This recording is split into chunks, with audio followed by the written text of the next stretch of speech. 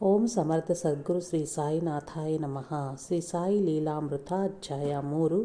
ಶ್ರೀ ಸಾಯಿನಾಥರ ಕರೆ. ಶ್ರೀ ಸಾಯಿ ಶಿರ್ಡಿಗೆ ಒಂದೆಡೆ 3 ಮೈಲಿಯಳ್ಳುಳ್ಳ ರಹತಾಗೆ ಮತ್ತೊಂದು ದಿಕ್ಕಿನ 1 ಮೈಲಿಯಳ್ಳುಳ್ಳ ನೀಮ್ಗಾಂವ್ನನ್ನು ಬಿಟ್ಟು ಎಂದಿಗೂ ಎಲ್ಲಿಯೂ ಹೋಗಲಿಲ್ಲ. ಉಪನ್ಯಾಸಗಳನ್ನು ಕೊಡಲಿಲ್ಲ. ಜನರನ್ನು ಆಶ್ಚರ್ಯಚಕಿತ ಮಾಡುವಂತಹ ಚಿಲ್ಲರೆ ಚಮತ್ಕಾರಗಳನ್ನು ಮಹಿಮೆಗಳನ್ಯಾವುದನ್ನೂ ಪ್ರದರ್ಶಿಸಲಿಲ್ಲ. ಫಲಜಾತಕ ಪ್ರಶ್ನೆ ಜಾತಕಗಳನ್ನು ಹೇಳಲಿಲ್ಲ. ಆದರೂ ದಿನದಿನಕ್ಕೂ ಬಾಬಾರ ದರ್ಶನಕ್ಕಾಗಿ ಬರುವ ಜನಸಂಖ್ಯೆಯೂ ಹೆಚ್ಚುತ್ತಲೇ ಹೋಯಿತು. ಶಿರ್ಡಿ ಶ್ರೇಷ್ಠವಾದ ತೀರ್ಥಕ್ಷೇತ್ರವಾಗಿ ರೂಪುಗೊಳ್ಳುತ್ತಿದೆ. ಆದರೆ ಬಾಬಾರನ್ನಷ್ಟು ಜನ ಪೂಜಿಸುತ್ತಲಿದ್ದರೂ ಅವರು ಮಾತ್ರ ಬಡ ಫಕೀರ ಆಗಿಯೇ ಜೀವಿಸುತ್ತಿದ್ದರು. ತಾವು ಭಗವಂತನ ಗುಲಾಮನು ಎಂದು ಎಲ್ಲವನ್ನೂ ಮಾಡುವುದು, ಅವರ ಭಕ್ತರನ್ನು ರಕ್ಷಿಸುವುದು ಆ ಭಗವಂತನೇ ಅಂತ ಅನ್ನುತ್ತಿದ್ದರು. ಅಥವಾ ಅದೆಲ್ಲವೂ ಅವರ ಗುರುಕೃಪೆಯೇ ಎಂದು ವಿನಮ್ರರಾಗಿ ಹೇಳುತ್ತಿದ್ದರು. ಆದರೆ ಅವರ ದರ್ಶನಕ್ಕಾಗಿ ಎಲ್ಲರೂ ಬಂದದ್ದಾದರೂ ಹೇಗೆ? ಒಮ್ಮೆ ಅವರೇ ಹೀಗೆ ಹೇಳಿದರು: ನನ್ನ ಬಳಿ ಯಾರೂ ತಮಗೆ ತಾವೇ ಬರರು. ನಾನೇ ಅನೇಕ ರೀತಿಗಳಲ್ಲಿ ಅವರನ್ನು ಕರೆಯಿಸಿಕೊಳ್ಳುವನು ಎಂದು. ಶ್ರೀ ಸಾಯಿ ತಮ್ಮ ಭಕ್ತರನ್ನು ರಕ್ಷಿಸಲೋಸಗುವೆಗೆ ತಾವು ಬಂದವೆನ್ ಅಂತ ಅನ್ನುತ್ತಿದ್ದರು. ಲೌಕಿಕವಾದ ಕೋರಿಕೆಗಳೊಂದಿಗೆ ಅವರನ್ನು ದರ್ಶಿಸಕೂಡದು ಎಂಬ ಒಬ್ಬ ಭಕ್ತನು ಹೇಳುತ್ತಿರಲು, ಬಾಬಾ ಹಾಗೆ ಹೇಳಬೇಡ, ನನ್ನ ಬಳಿ ಮೊದಲು ಎಲ್ಲರೂ ಅಂತೆಯೇ ಬರುವರು. ಕೋರಿಕೆಗಳು ತೀರಿ ಸ್ಥಾಯಿ ಒಳ್ಳೆಯ ಸ್ಥಿತಿ ಸಿಕ್ಕಿದ ನಂತರ ನನ್ನನ್ನು ಅನುಸರಿಸಿ ಸನ್ಮಾರ್ಗಕ್ಕೆ ಬರುವರು ಎಂದು ಹೇಳಿದರು. ವಿ. ಎಚ್. ಠಾಕೂರ್ ಒಂದು ಸಮೀಕ್ಷಾ ಸಮಿತಿಯೊಂದಿಗೆ ವಾಡ್ಗಾಂವ್ಗೆ ಹೋದಾಗ ಅಲ್ಲಿ ದೈವ ಸಹಾಯದೊಂದಿಗೆ ಅಪ್ಪ ಎಂಬ ಕನ್ನಡ ಮಹಾತ್ಮನನ್ನು ದರ್ಶಿಸಿದನು. ಅವರಾದರೂ ನಿಶ್ಚಲದಾಸ ರಚಿಸಿದ ವಿಚಾರಸಾಗರ ಎಂಬ ಗ್ರಂಥವನ್ನು ಭಕ್ತರಿಗೆ ಬೋಧಿಸುತ್ತಿದ್ದರು. ಠಾಕೂರಿಗೆ, ಅಪ್ಪ ಸಾಧು, ನೀನು ಈ ಗ್ರಂಥವನ್ನು ಓದು, ನಿನ್ನ ಕೋರಿಕೆಗಳು ಈಡೇರುವುವು. ನೀನು ಉದ್ಯೋಗರೀತ್ಯಾ ಉತ್ತರಕ್ಕೆ ಹೋದಾಗ ಒಬ್ಬ ಶ್ರೇಷ್ಠ ಮಹಾತ್ಮ ಲಭಿಸಿ ದಾರಿ ತೋರುವರು, ಸುಖ ಶಾಂತಿಗಳನ್ನು ಪ್ರಸಾದಿಸುವರು ಎಂದರು. ಕೆಲ ಕಾಲಕ್ಕೆ ಅವನನ್ನು ಜುನ್ನರ್ಗೆ ವರ್ಗ ಆಯಿತು. ಅಲ್ಲಿಗೆ ತೆರಳುವ ಮಾರ್ಗದಿ ಕೋಣವನ್ನೇರಿ ನಾನ್ಹೇಗಟ್ಟಿ ಎಂಬ ಪರ್ವತ ಕಣಿವೆ ಪ್ರದೇಶವನ್ನು ದಾಟಬೇಕಿತ್ತು. ಆ ಪ್ರಯಾಣದಲ್ಲಿ ಅವನ ದೇಹವೆಲ್ಲವೂ ವ್ರಣವಾದವು. ಅನಂತರ ಅವನು ಕಲ್ಯಾಣದಲ್ಲಿ ಕರ್ತವ್ಯ ನಿರ್ವಹಿಸುತ್ತಿರಲು ಶ್ರೀ ಸಾಯಿನಾಥರ ಬಗ್ಗೆ ಕೇಳಿ ಶಿರ್ಡಿಗೆ ತೆರಳಿದನು. ಬಾಬಾರನ್ನು ದರ್ಶಿಸುತ್ತಲೇ ಅವನಿಗೆ ಆನಂದ ಬಾಷ್ಪಗಳು ಹರಿತು. ಶ್ರೀ ಸಾಯಿ ಅವನತ್ತ ನೋಡಿ, ಆಧ್ಯಾತ್ಮಿಕ ವಿದ್ಯೆಯು ಬಹು ಕಠಿಣವು. ಶಕ್ತಿಯನ್ನೆಲ್ಲ ವಿನಿಯೋಗಿಸಿ ಕೃಷಿಗೈಯದೆ ಹೊರತು ಫಲಪ್ರಾಪ್ತಿಯಾಗದು. ಅದು ಕನ್ನಡ ಸಾಧು ಅಪ್ಪ ಹೇಳಿದಷ್ಟು ಸುಲಭವಲ್ಲವು. ಕೋಣೆ ಏರಿ ನಾನ್ಹೆ ಘಾಟ್ ದಾಟುವುದಕ್ಕಿಂತಲೂ ಕಷ್ಟತರವು ಎಂದರು.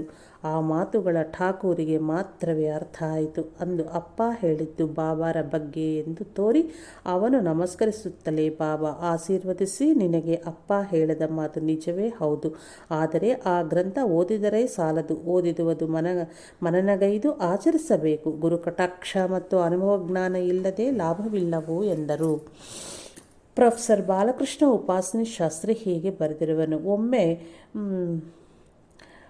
ಪುಣೆಯಲ್ಲಿ ಪ್ಲೇಗ್ ರೋಗ ಹರಡಿದ ಕಾರಣ ಬಹು ತಿಂಗಳುಗಳ ಕಾಲ ನಮ್ಮ ಕళಾಶಾಲೆಗಳಿಗೂ ಮುಚ್ಚಿದ್ದರಿಂದ ನನ್ನ ತಾಯಿಯನ್ನು ಕರೆದುಕೊಂಡು ಋಷಿಕೇಶ್ನನ್ನು ದರ್ಶಿಸಿ ತಪೋವನವನ್ನು ಸೇರಿದನು. ಅಲ್ಲಿ ಒಬ್ಬ ಸಾಧುವು ನನ್ನತ್ತ ನೋಡಿ, ನಿಮ್ಮದನ್ನು ಸಟಕಾ ಗ್ರಾಮವಲ್ಲವೇ ಎಂದರು. ಅವರ ಬಗ್ಗೆ ಕೇಳಲು ನಾಳೆ ಬಾ ಹೇಳುವೆನು ಎಂದರು. ಈ ವಿಷಯವ ಕೇಳಿದ ನನ್ನ ತಾಯಿ, ಅವರು ನಮ್ಮ ವಂಶಗುರುವಾದ ಉದ್ಧವ ಮಹಾರಾಜ್ ಆಗಿರಬಹುದು ಎಂದು ಹೇಳಿ ಮರುದಿನ ಅವರನ್ನು ನೋಡಲೊಸಗೆ ನನ್ನ ತಾಯಿಯು ನನ್ನ ಜೊತೆ ಬಂದಳು. ಕೆಲವು ತಲೆಮಾರಿನ ಹಿಂದೆ ಆ ವಂಶಸ್ಥರಿಗೆ ಗುರುವಾದ ಶ್ರೀ ಉದ್ಧವ್ ಮಹಾರಾಜ್ ಹಿಮಾಲಯಕ್ಕೆ ತೆರಳಿದರು. ಅವರು ಯೋಗದ ಮೂಲಕ ಚಿರಂಜೀವಿಗಳಾಗಿ ಅರ್ಹತ ಭಕ್ತರಿಗೆ ದರ್ಶನವೀಯುತ್ತಿದ್ದರು ಅಂತ ಜನ ಹೇಳುತ್ತಿದ್ದರು. ಮರುದಿನ ನಾನು ಮತ್ತು ನನ್ನ ತಾಯಿ ಇಬ್ಬರೂ ಬಹಳ ಹುಡುಕಿದರೂ ಆ ಸಾಧುವೆಲ್ಲಿನೂ ಕಾಣಲಿಲ್ಲ. ನನ್ನ ತಾಯಿ ತಂಗುದಾಣಕ್ಕೆ ಹಿಂದಿರುಗಿದ ಮರುಕ್ಷಣವೇ ಆ ಸಾಧು ನನಗೆ ಎದುರಾಗಿ, ಹೀಗೆಂದೂ ಮಾಡಬೇಡ, ಯಾರನ್ನು ಕರೆಯುವೋ ಅವರೇ ಬರಬೇಕು ಎಂದು ಹೇಳಿ ಪೂರ್ವಕಾಲದಿಂದಲೂ ನಮ್ಮ ಮನೆಯಲ್ಲಿ ಪೂಜೆಗೊಳ್ಳುತ್ತಿರುವ ವಿಗ್ರಹಗಳು ಮತ್ತು ಸಾಲಿಗ್ರಾಮಗಳ ಬಗ್ಗೆ ಹೇಳಿದರು. ಅವುಗಳನ್ನು ಆ ಸಾಧುವಿಗೆ ಶ್ರೀ ಉದ್ಧವ್ ಮಹಾರಾಜರಿಗೆ ನೀಡುವರದಾಗಿ ಹೇಳಿ ಆ ಸಾಧುವಿನ ಮೊಮ್ಮಗನಿಂದ ಅವನು ನಮ್ಮ ತಾತನವರಿಗೆ ಲಭಿಸಿದೆಂದು ಹೇಳಿದರು. ಅಂದರೆ ಆ ಸಾಧುವಿನ ವಯಸ್ಸೆಷ್ಟಿರಬೇಕು, ಯಾರಿವರು ಎಂದು ಆಲೋಚಿಸಿದಂತೆಯೇ ಆ ಸಾಧುವು ಹಿಂದೆಯಲ್ಲಿ ಒಂದು ಮರ ಇದೆ, ಇಬ್ಬರು ಅದರ ಮೇಲೆ ಇದ್ದರು, ಒಬ್ಬರು ಕೆಳಗೂ ಮತ್ತೊಬ್ಬರು ಮೇಲಕ್ಕೂ ಹೋದರು ಎಂದು ಹೇಳಿ 4 ಹೆಜ್ಜೆಗಳ ಹಾಕಿ ಅದೃಶ್ಯರಾದರು. ಅವರ ವಯಸ್ಸು 50 ಅಥವಾ 60 ವರ್ಷಗಳಂತೆಯೇ ಕಾಣುತ್ತಲಿತ್ತು. ಸ್ಥೂಲಕಾಯರು, ಕೌಪೀನವನ್ನು ಮಾತ್ರವೇ ಧರಿಸಿದ್ದರು. ಬಹಳ ವರ್ಷಗಳ ನಂತರ ನನ್ನ ತಮ್ಮ ಪ್ರಾಣಾಯಾಮ ಮಾಡುವಾಗ ಲೋಪ ಉಂಟಾಗಿ ಅವನು ಮಲಗಿದರೆ ಶ್ವಾಸ ನಿಲ್ಲುತ್ತಿತ್ತು. ನಿದ್ರೆ, ಜೀರ್ಣಶಕ್ತಿ ಲುಪ್ತವಾಗಿ ಏನು ಮಾಡಿದರೂ ತಗ್ಗಲಿಲ್ಲ.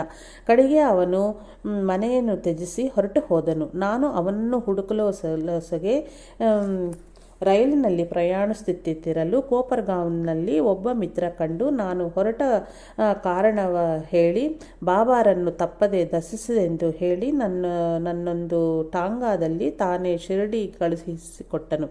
ನಾನು ಮಸೀದು ದ್ವಾರಕಾಮಾಯಿಯೊಳಗೆ ಕಾಲು ಇಡುತ್ತಲೇ ದುನಿಯಾ ಬಳಿ ತಮ್ಮ ಸುತ್ತಲೂ ತಾವೇ ತಿರುಗುತ್ತಲಿದ್ದ ಬಾಬಾರವರನ್ನು ಕಂಡನು. ನಾನು ನಮಸ್ಕರಿಸುತ್ತಲೇ ಅವರು ಖಂಡೋಬಾ ಬಳಿ ಹೋಗು ಎಂದು ಆದೇಶಿಸಿದರು. ನಾನು ಹೊರಬಂದು ಖಂಡೋಬಾ ಗುಡಿಯಲ್ಲಿ ಒಬ್ಬ ಸಾಧುವರು ಇರುವೆಂದು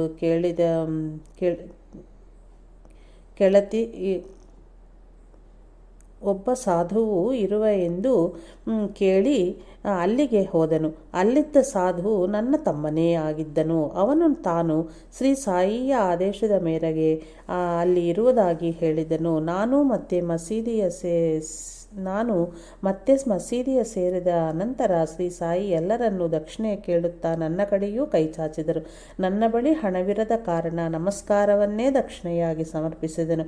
ಆಗ ಬಾಬಾ ಹಿಂದಿಯಲ್ಲಿ, ಒಂದು ಮರವಿದೆ, ಇಬ್ಬರು ಅದರ ಮೇಲೆ ಇದ್ದರು, ಒಬ್ಬರು ಕೆಳಗೂ ಮತ್ತೊಬ್ಬರು ಮೇಲಕ್ಕೂ ಹೋದರು ಎಂದು ಹೇಳಿ ನಕ್ಕರು. ನನಗೆ ತಕ್ಷಣವೇ ತಪೋವನದ ಸಾಧುವು ಸ್ಮರಣೆಗೆ ಬಂದರು. ಈ ಇಬ್ಬರಿಗೂ ಹೋಲಿಕೆಗಳು ಉಂಟು. ಆದರೆ ಬಾಲಕೃಷ್ಣ ಉಪಾಸನಿ ಶಾಸ್ತ್ರಿ ತಪೋವನಕ್ಕೆ ಹೋದೆಂದು ಬಾಬಾ ಶಿರಡಿಯಲ್ಲಿಯೇ ಇದ್ದರು. ಬಹುಮಂದಿ ಮುಸಲ್ಮಾನ್ ಮಹಾತ್ಮರು ಬಾಬಾರಲ್ಲಿಯ ಭಕ್ತಿಯೊಂದಿಗೆ ತಮ್ಮ ಭಕ್ತರನ್ನು ಬಾಬಾರ ಬಳಿ ಆಶೀರ್ವಾದಕ್ಕಾಗಿ ಕಳುಹಿಸುತ್ತಿದ್ದರು.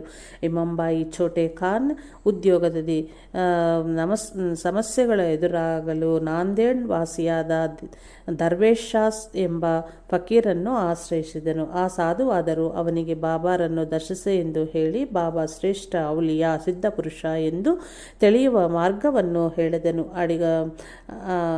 ಅಡಿಕೊಂಡು ಬಾಬಾರ ಹಿಂದೆ ನಿಂತು ಮನಸ್ಸಿನಲ್ಲಿ ಕುರಾನ್ನ ಒಂದು ಮಂತ್ರವನ್ನು ಜಪಿಸಿದರೆ ಅವರು ಹಿಂದೆ ತಿರುಗಿ ಅವನನ್ನು ಮಾತನಾಡಿಸುವರೆಂದು, ಒಂದು ವೇಳೆ ಬಾಬಾ ಹಣವಿತ್ತರೆ ಮಾತ್ರ ಸ್ವೀಕರಿಸಬೇಡವೆಂದು ಹೇಳಿದನು.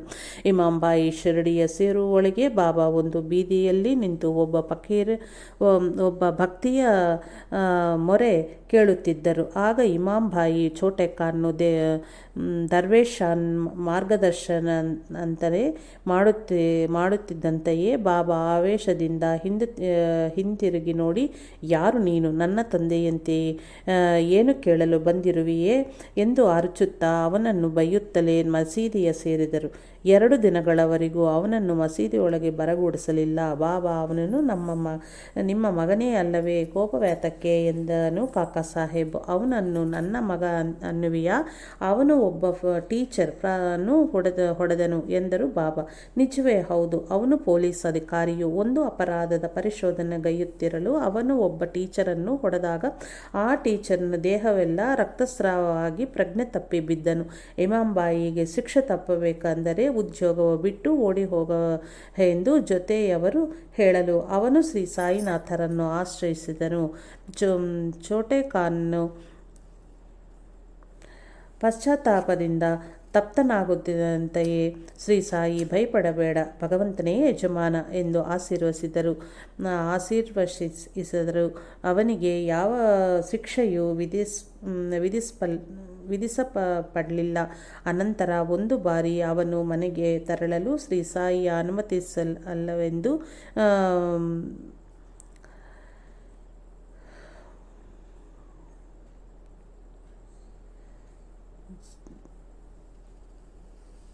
ಜಡಪಡಿಸುತ್ತಿರಲು ಬಾಬಾ ಹೋಗಬೇಡ, ಹೋದರೆ ಚಿರುಗಾಳಿ, ಸಿಡಿಲು, ಬೆಂಕಿಯ ಕಣಗಳು ಎದುರಾಗುತ್ತವೆ ಎಂದರು. ಆದರೆ ಛೋಟೆ ಖಾನ್ ಹೊರಟು ಸಾಯಂಕಾಲದ ಸಮಯಕ್ಕೆ ಸುರಾಳಾ ನದಿಯ ದಡವನ್ನು ಸೇರಿ ಸ್ವಲ್ಪ ದೂರ ಕ್ರಮಿಸುತ್ತಿದ್ದಂತೆಯೇ ಕಾರ್ಕತ್ತಲು ಕವಿದು ಬೀಸುವ ಗಾಳಿಯೊಂದಿಗೆ ಭಯಂಕರವಾದ ಮಳೆಯ ಆರ್ಭಾಟನೆ ಪ್ರಾರಂಭ ಆಯಿತು. ದಾರಿಯಲ್ಲಿ ಒಂದು ಕಡೆ ಆಲದ ಮರಕ್ಕೆ ಸಿಡಿಲು ಬಿಡಿದು ಆ ಮರ ಧರೆಗುರುಳಿತು. ಅವನು ಆ ಕಣ್ಣು ಕೂರ್ಮಸುವ ಮಿಂಚಿನಿಂದ ದೃಷ್ಟಿಯನ್ನು ಹೊರಳಿಸುತ್ತಿದ್ದಂತೆಯೇ ಅಲ್ಲಿ ಸಾಯಿ ಮತ್ತು ಅವರ ಜೊತೆ 2 ನಾಯಿಗಳು ಸ್ಪಷ್ಟವಾಗಿ ಕಂಡವು. ಅವರಿಗೆ ನಮಸ್ಕರಿಸಿದಂತೆಯೇ ಬಾಬಾ ಅದೃಶ್ಯರಾದರು. ಆ ಧೈರ್ಯದೊಂದಿಗೆ ಅವನು ನದಿಯನ್ನು ದಾಟಿ ಮತ್ತೊಂದು ದಡವನ್ನು ಸೇರುವವರೆಗೂ ನೀರು ಮೊಣಕಾಲಷ್ಟೇ ಆಳವಿರುವುದು. ನಿಜವಾಗಿಯೂ ಆ ನದಿ ಸುಮಾರು 20 ಅಡಿಗಳಷ್ಟು ಆಳವಾಗಿದ್ದು ದಡವು ತುಂಬಿ ಹರಿಯುತ್ತಿತ್ತು. ಬಾಬಾರ ಮಾತೆಂದರೆ ಭಗವಂತನ ಮಾತೇ ಹೌದು. ಮೌರೇಶ್ವರ್ ಪ್ರಧಾನ್ ತನಗಿದ್ದ 7 ವರ್ಷ ವಯಸ್ಸಿನ ಒಬ್ಬನೇ ಮಗ ಮರಣಿಸಿದ ಕಾರಣ ಶೋಕದಿಂದ ಕುಗ್ಗುತ್ತಿರಲು ಒಬ್ಬ ಮಿತ್ರನು ಶ್ರೀ ಸಾಯಿನಾಥರ ಬಗ್ಗೆ ಹೇಳಿದನು. ಅನಂತರ ಒಂದು ದಿನ ಅವನಿಗೆ ಕನಸಿನಲ್ಲಿ 7 ಮಂದಿ ಸಾಧುಗಳು ದರ್ಶನವಿತ್ತರು. ನಿಮ್ಮಲ್ಲಿ ಸಾಯಿ ಯಾರು ಎಂದು ಕೇಳಲು ಅವರು ಒಬ್ಬ ಫಕೀರನ್ನು ತೋರಿಸಿದರು. ಅನಂತರ ಕಾಲದಲ್ಲಿ ಅವನು ಶಿರಡಿಗೆ ಹೋಗಿ ದರ್ಶಿಸಲು ಶ್ರೀ ಸಾಯಿನಾಥರ ಕನಸಿನಲ್ಲಿ ಹೇಗೆ ಕಂಡರೋ ಸರಿಯಾಗಿ ಹಾಗೆಯೇ ಇರುವರು. ಬಾಬಾ ಪ್ರಧಾನನನ್ನು ಅರಿತಿರುವ ಎಂದು ಹೇಳಿ ಮುಂಬಯಿಯ ಅವನ ಮನೆ ಅಂಗಳದಲ್ಲಿ ಗಿಡಗಳನ್ನು ಯಥಾತಥವಾಗಿ ವರ್ಣಿಸಿದರು. ತದನಂತರ ಅವನನ್ನು ನೋಡಿ, ಆತಕ್ಕೆ ಈ ಹುಚ್ಚನು ತನ್ನ ಮಗನ್ನು ನಾನು ಕೊಂದೆ ಎಂದು ನಿಂದಿಸುವನು. ಸಾಯುವುದೆಂದರೆ ಭೂಮಿ ಒಳಗೆ ಹೋಗುವುದೇ ಅಲ್ಲವೇ? ಅಷ್ಟು ಮಾತ್ರಕ್ಕೆ ಯಾವಾಗಲೂ ಅಳುತ್ತಾ ಕೂಡಬೇಕಾ ಎಂದರು. MW ಪ್ರಧಾನ್ ಮನೆಯಲ್ಲಿ ನಿತ್ಯವೂ ಪೂಜೆಯ ಕೈಂಕರ್ಯವನ್ನು ನೆರವೇರಿಸಿರುವ ಮಾಧವ ಭಟ್ ಎಂಬ ಅರ್ಚಕನಿಗೆ ಆ ದಂಪತಿಗಳು ಫಕೀರಾದ ಸಾಯಿಯನ್ನು ಪೂಜಿಸುವುದು ಸರಿ ಬರುತ್ತಿರಲಿಲ್ಲ. ಒಮ್ಮೆ ಪ್ರಧಾನ್ನ ಮಗನಿಗೆ ತೀವ್ರವಾಗಿ ಜ್ವರ ಬಂದು ಯಾವ ಔಷಧೋಪಚಾರಕ್ಕೂ ಕಡಿಮೆ ಆಗಲಿಲ್ಲ.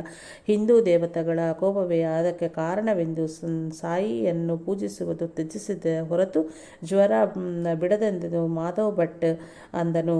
ಆ ರಾತ್ರಿಯೇ ಮಾಧವ ಭಟ್ನ ಕನಸಿನಲ್ಲಿ ಶ್ರೀ ಸಾಯಿ ಆ ಮನೆಯ ಮೆಟ್ಟುಗಳ ಮೇಲೆ ಕುಳಿತು ಸಟ್ಕಾನ್ನು ಆಡಿಸುತ್ತಾ ದರ್ಶನವಿತ್ತು. ಏನೆಂದುಕೊಂಡಿರುವೆ? ಈ ಮನೆಯ ಯಜಮಾನ ನಾನೇ ಎಂದರು. ಮೊದಲು ಆ ಘಟನೆಯ ಬಗ್ಗೆ ಮಾಧವ ಭಟ್ ಯಾರಿಗೂ ಹೇಳಲಿಲ್ಲ. ಅವನಷ್ಟು ಜಪ ಮಾಡಿದರೂ ಮಗುವಿಗೆ ವ್ಯಾಧಿ ಕಡಿಮೆ ಆಗದ ಕಾರಣ ಒಂದು ದಿನ ಅವನು ಶ್ರೀ ಸಾಯಿನಾಥರ ಪಟ್ಟದ ಮುಂದೆ ನಿಂತು, ನೀವು ದತ್ತಾತ್ರೇಯರೇ ಆದರೆ ಮಗುವಿನ ವ್ಯಾಧಿಯು ಕಮ್ಮಿ ಆಗಬೇಕು ಎಂದು ಪ್ರಾರ್ಥಿಸಿದನು. ತುಸು ಹೊತ್ತಿನಲ್ಲಿ ವ್ಯಾಧಿ ಅಂತೆಯೇ ಕಡಿಮೆ ಆಯಿತು. ಅಂದಿನಿಂದ ದತ್ತಾತ್ರೇಯರೇ ಶ್ರೀ ಸಾಯಿನಾಥರೆಂದು ನಂಬಿ ಮಾಧವ ಭಟ್ ಪೂಜಿಸಲಾರಂಭಿಸಿದನು. DM ಮುಲ್ಕಿ ಎಂಬ ನಾಸ್ತಿಕರು ಮಹಾತ್ಮರ ಭಾವಚಿತ್ರ ಪಟಗಳನ್ನು ಕಣ್ಣೆತ್ತಿಯಾದರೂ ನೋಡುತ್ತಿರಲಿಲ್ಲ. ಇವನ ಅಣ್ಣನಾದರೂ ಶ್ರೀ ಸಾಯಿಯ ಭಕ್ತನು. ಮುಲ್ಕಿಗೆ 1916ರಲ್ಲಿ ತೀವ್ರವಾಗಿ ಜ್ವರ ಬಂದು ಸಾವು ತಪ್ಪದೆಂಬ ಭಯ ಕಾಡಿತು. ಅಂದಿನ ರಾತ್ರಿ ಕನಸಿನಲ್ಲಿ ಒಬ್ಬ ಫಕೀರು ಕಂಡು, ನನ್ನ ದರ್ಶನಕ್ಕೆ ಬರುವನೆಂದರೆ ನಿನಗೆ ಜ್ವರ ಕಡಿಮೆ ಮಾಡುತ್ತೆ ಎಂದು ಹೇಳಲು ಅಂತೆಯೇ ಮುಲ್ಕಿ ಮಾತಿತ್ತ ಕ್ಷಣವೇ ಅಂತರ್ಧಾನರಾದರು. ಅವನದಕ್ಕೆ ಹೆದರಿ ಜೀರಿದನು. ಅವನ ಅತ್ತಿಗೆ ಅದರ ಕಾರಣವನ್ನು ಅರಿತುಕೊಂಡು ಅವನಿಗೆ ಬಾಬಾ ಪಟವನ್ನು ತೋರಿಸಿದಳು. ಅವನಿಗೆ ದರ್ಶನವಿತ್ತಿದ್ದು ಅವರೇ ಆಗಿದ್ದರು. ಆ ಜ್ವರವು ಅಂದೇ ತಗ್ಗಿತು. ಅನತಿ ಕಾಲದಲ್ಲಿಯೇ ಅವನು ಶ್ರೀ ಸಾಯಿಯನ್ನು ದರ್ಶಿಸಿದನು. ಆಗ ಅವನ ಕನಸಿನಲ್ಲಿ ದರ್ಶನವಿತ್ತವರು ಶ್ರೀ ಸಾಯಿಯೇ ಆಗಿದ್ದರೆಂದು ದೃಢವಾಯಿತು. ಕಸ್ಟಮ್ಸ್ ಶಾಖೆಯಲ್ಲಿ ಕರ್ತವ್ಯ ನಿರ್ವಹಿಸುತ್ತಲಿದ್ದ ತೋಸರ್ಗೆ 1895 ಒಂದು ರಾತ್ರಿಯ ಕನಸಿನಲ್ಲಿ ಯಾರೋ ಮಹಾತ್ಮರು ದರ್ಶನವಿತ್ತರೆ ಅವರನ್ನೇ ತನ್ನ ಗುರುವಾಗಿ ಸ್ವೀಕರಿಸಿ ಸ್ಮರಣಗೈಯಲಾರಂಭಿಸಿದನು. ಅವನು 1910 ದಾಸಗುಣಗೈದ ಸಂಕೇತನೆಯಲ್ಲಿ ಬಾಬಾರ ಬಗ್ಗೆ ಕೇಳಿ ಶಿರಡಿಗೆ ಹೋದನು. ತನಗೆ ಸ್ವಪ್ನ ದರ್ಶನವಿದ್ದಿದ್ದು ಅವರೇ ಎಂದು ಗುರುತಿಸಿದನು ತೋಸರ್. ಅನಂತರ ಇವನೇ ಶ್ರೀ ವಾಸುದೇವಾನಂದ ಸರಸ್ವತಿ ಸ್ವಾಮಿ ಎಂದ ಸನ್ಯಾಸನು ಸ್ವೀಕರಿಸಿ ನಾರಾಯಣಾಶ್ರಮ ಎಂದು ಪ್ರಸಿದ್ಧನಾದನು. ಕೋಪರ್ಗಾಂವ್ನಲ್ಲಿ 1890 ಮಮಲ್ತಾದಾರನಾಗಿದ್ದ ಬಾಲಾಬೇಟೆ ಸಾಯಿ ಕೇವಲ ಹುಚ್ಚು ಫಕೀರ ಎಂದು ಅಮಾಯಕರ ಅವರನ್ನು ಹುಚ್ಚುಚ್ಚಾಗಿ ಪೂಜಿಸುತ್ತಿರುವರೆಂದು ಹೀಗಳೆಯುತ್ತಿದ್ದನು. ಒಂದು ಬಾರಿ ಅವನ ಮಿತ್ರರು ಕೆಲವರು ಶಿರಡಿಗೆ ಪ್ರಯಾಣಿಸುತ್ತಿರಲು ಬಾಲಾಭಾಟಿಯ ವಿಮರ್ಶೆಗೆ ಮನನೊಂದು ಬಾಬಾರನ್ನು ಪ್ರತ್ಯಕ್ಷವಾಗಿ ನೋಡಿದ ನಂತರ ಮಾತನಾಡ ಎಂದರು. ಅಂತೆಯೇ ಬಾಲಾಭಾಟಿ ಶಿರಡಿಗೆ ಭೇಟಿಯಾಯಿತು. 5 ದಿನಗಳಲ್ಲಿ ತಂಗಿದನು. ಕಡೆಯ ದಿನ ದೂರವಿದ್ದ ಅವನನ್ನು ಬಾಬಾ ಹತ್ತಿರಕ್ಕೆ ಬಾರೆಂದು ಕರೆದು ಅವನ ಮೇಲೆ ಕಾಷಾಯ ವಸ್ತ್ರವನ್ನು ಹೊದಿಸಿದನು. ಆ ಕ್ಷಣದಿಂದಲೇ ಅವನು ಸಂಪೂರ್ಣವಾಗಿ ಬದಲಾಗಿ ಸರ್ವಸ್ವವನ್ನೂ ತೊರೆದು ಶಿರಡಿಯಲ್ಲಿ ವಾಸಗೈದನು. ಅವನ ಮಿತ್ರರು ಬಹು ಪ್ರಯಾಸಪಟ್ಟು ಅವನಿಂದ 1 ವರ್ಷದ ಕಾಲ ಉದ್ಯೋಗಕ್ಕೆ ರಜಾ ಹಾಕಿಸಿದರು. ಆದರೆ ಅದರ ಅನಂತರವೂ ಅವನು ಅಂತೆಯೇ ಉಳಿದನು.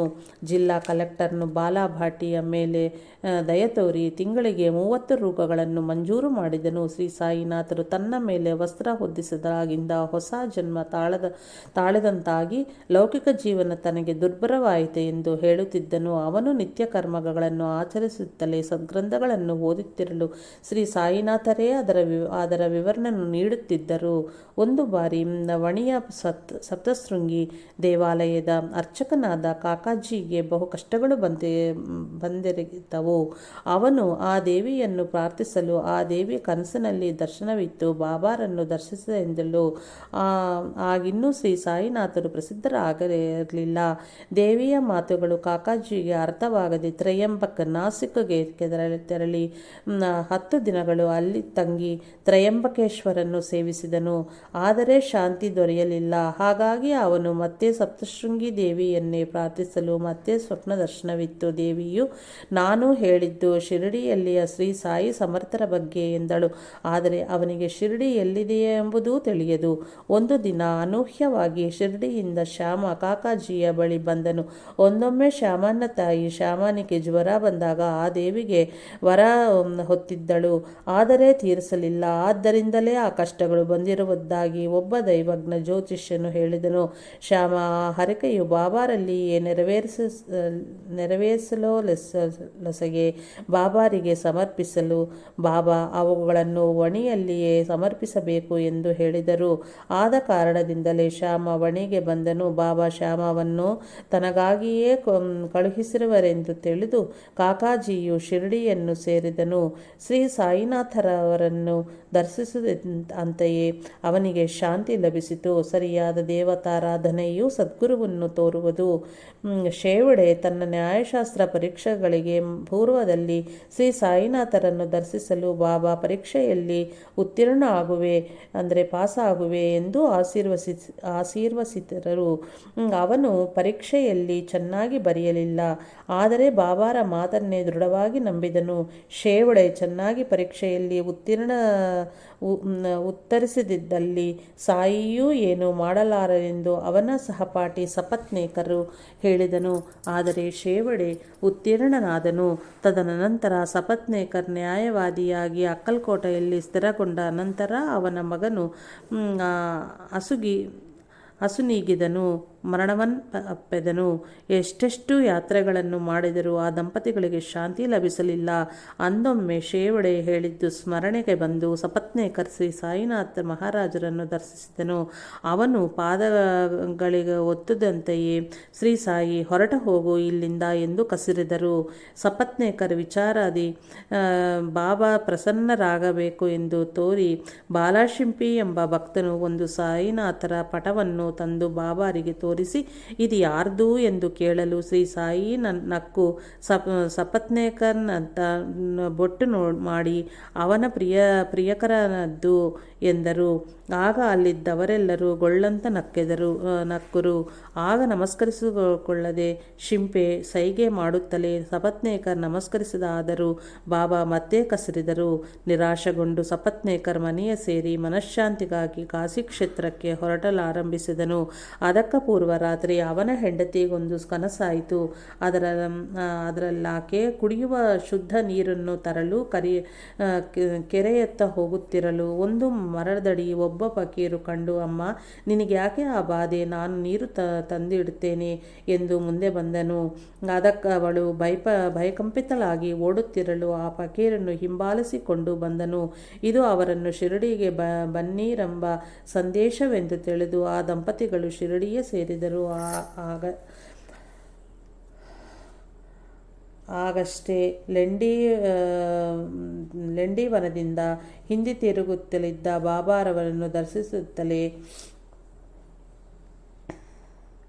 ತನಗೆ ಕನಸಿನಲ್ಲಿ ಕಂಡ ಫಕೀರು ಅವರೇ ಎಂದು ಆಕೆ ಗುರ್ತಿಸಿದಳು. ತದನಂತರ ಮಸೀದಿಯ ಸೇರಿದ ನಂತರ ಶ್ರೀ ಸಾಯಿ, ಅಮ್ಮ, ಬಹಳ ದಿನಗಳಿಂದಲೂ ನನ್ನ ಕೈಗಳು ಹೊಟ್ಟೆ ನಡುವು ನೋಯುತ್ತಿವೆ. ಈ ಕ್ಷಣದಲ್ಲೇ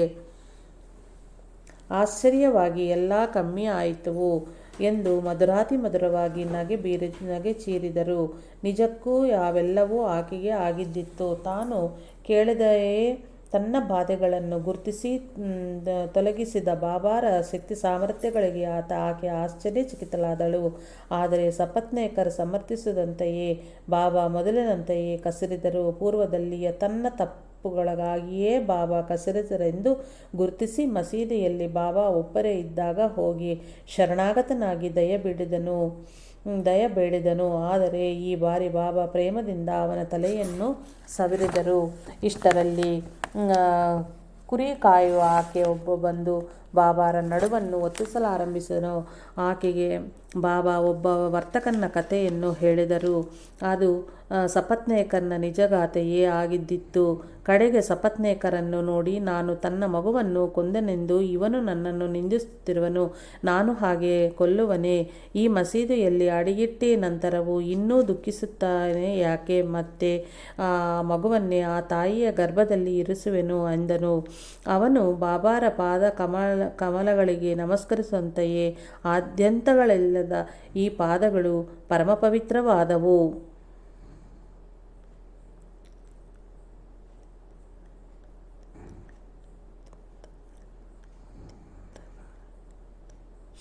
ನನ್ನ ಮೇಲೆ ಪರಿಪೂರ್ಣ ವಿಶ್ವಾಸನಿರಿಸು, ನಿನ್ನ ಕೋರಿಕೆ ನೆರವೇರುವುದು ಎಂದರು. ಮರುದಿನ ಸಪತ್ನೇಕರ್ ಜನಗಳ ಮಧ್ಯದಿಂದ ತಳ್ಳಿಕೊಂಡು ಬರುತ್ತಿರುವುದು ನೋಡಿ ಹೃದಯಪೂರ್ವಕವಾದ ಆ ನಮಸ್ಕಾರ ಒಂದು ಸಾಕು, ಯಾಕಿಷ್ಟು ಬಾರಿ ಎಂದರು. ಬಾಬಾ ಭಕ್ತಿಯನ್ನು ದೃಢಗೊಳಿಸಿಕೊಳ್ಳುವುದೇ ನಿಜವಾದ ನಮಸ್ಕಾರವು.